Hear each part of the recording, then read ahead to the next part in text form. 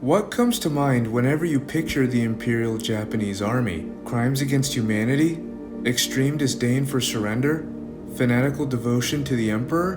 While there is some truth to these stereotypes, this is an incomplete picture of the Japanese Army's history. The atrocities we associate with Imperial Japan's army were limited to a small portion of the army's history.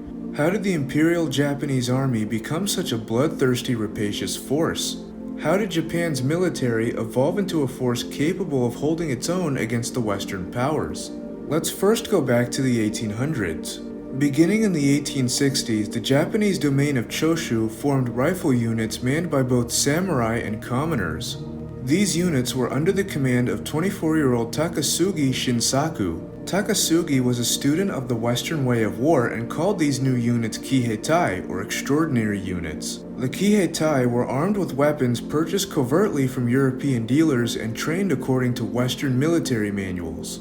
These units would serve as a model for future Japanese military reforms. Reeling from its defeat at the hands of Choshu in the 1866 Summer War, the Tokugawa shogunate requested French assistance in modernizing its forces. Throughout the 1870s and 1880s, a series of comprehensive reforms were instituted all throughout the Japanese military. Japanese military doctrine was heavily influenced by France. In fact, the Imperial Army relied exclusively on French military advisors until 1877. However, this changed with the arrival of Major Jakob Meckel, a German army officer. Meckel is regarded as the father of modern military education in Japan. His reforms included standardizing troop training regulations all across the army, updating the curriculum of the Army War College, and emphasizing the importance of company-sized elements in tactical formations, just like the German field manual. Japanese military officers were also sent to Europe for schooling. In 1894, Japan and China came to blows over geopolitical influence in Korea, culminating in the First Sino-Japanese War. On September 17, 1894, the Japanese Navy scored a decisive victory against the Chinese at the Battle of the Yalu. This victory allowed the Japanese Second Army to land unopposed on the Liaodong Peninsula, 100 miles away from Port Arthur. The Second Army then captured Port Arthur on November 25th. Western observers were stunned by Japan's victories, attributing these victories to standardized doctrines and equipment, a well-educated officer corps, superior Japanese morale, and other factors. However, the Japanese military had a poor logistical infrastructure. In the 1895 Treaty of Shimonoseki, China was forced to recognize Korea as independent, pay an indemnity to Japan, and make land concessions to the Japanese, including the Liaodong Peninsula. Within a week of the treaty being signed, Russia, France, and Germany compelled Japan to relinquish the Liaodong Peninsula. This became known as the Tripartite Intervention. During the Boxer Rebellion, Japan sent a force to aid in crushing the rebellion. Edward Dre writes, "Japanese troops were on their best behavior throughout the campaign." He continues with, "Rape was punishable by immediate arrest and decapitation. Even minor infractions were harshly punished." Japanese troops performed and conducted themselves well. However, a British observer noted that their aggressiveness, combined with densely packed formations and willingness to go on the offensive, caused excessive casualties. Japanese troops constituted the majority of Allied casualties during the Boxer Rebellion.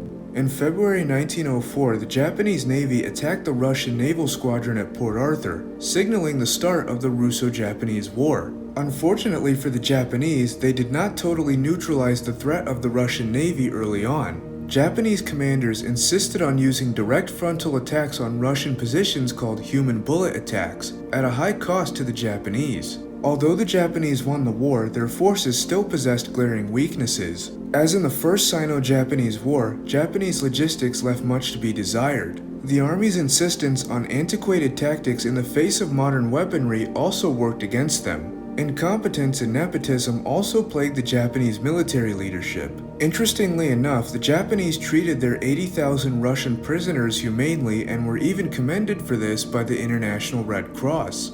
When the First World War broke out in 1914, Japan entered the war on the side of the Entente. It was during the First World War that the Japanese buttressed their position in China by taking the German fortress at Tsingtao in late 1914. The 6-week campaign resulted in 1,400 Japanese casualties, including 400 dead. Despite defeating the Germans, Japanese communications and logistics during this operation were subpar. Also, the Imperial Army still had very limited experience with modern weaponry, such as machine guns and airplanes. 5,000 German troops were captured during the Tsingtao campaign. Like their Russian counterparts in 1904 and 1905, German POWs were treated well. Japanese forces also intervened in the Russian Civil War. Unfortunately for them, however, they had become bogged down in a slugfest against Red partisans. The Japanese forces were also not properly prepared to fight in winter conditions. On top of this, rice riots broke out in Japan in September 1918. Mark Felton wrote in a 2017 article, "Military success and imperial expansion at home bred jingoism and xenophobia, prompting various theorists to link the racial superiority of the Japanese to the perceived superiority of the imperial dynasty." He continues with, "In the early 20th century, Japan's imperialist leaders desperately sought the acceptance of Western nations and an equal right to colonial expansion.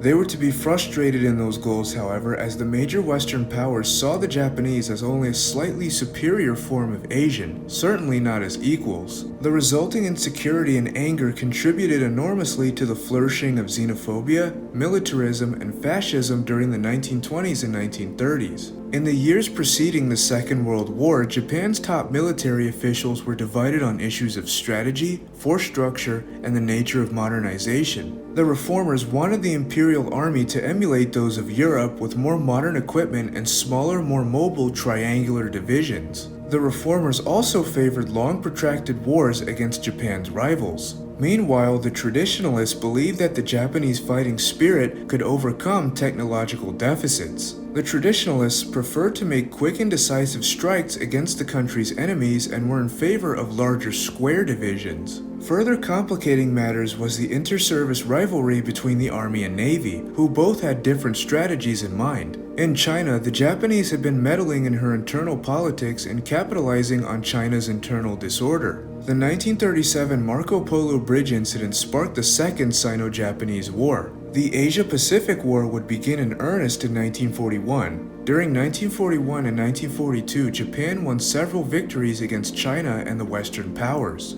Since there is ample literature on the Japanese forces during World War II, not much time will be spent discussing the Second World War. Once again, the Japanese military's long-neglected logistical system and crippling disunity at the top level hampered her performance during the war. Japan also did not possess the industrial might or natural resources of the US or the USSR, further contributing to Japan's defeat. It was this lack of natural resources that provided an impetus for Japan to occupy more territory in Asia. The Imperial Japanese Army was an army built amidst political turmoil and foreign intrusion. The Army's legacy will forever be tainted by the horrific acts committed during World War II. What do you guys think? Should the reformers or the traditionalists have won out? What should Japan's strategy have been during the Asia-Pacific War? Let me know in the comments. Thanks for watching.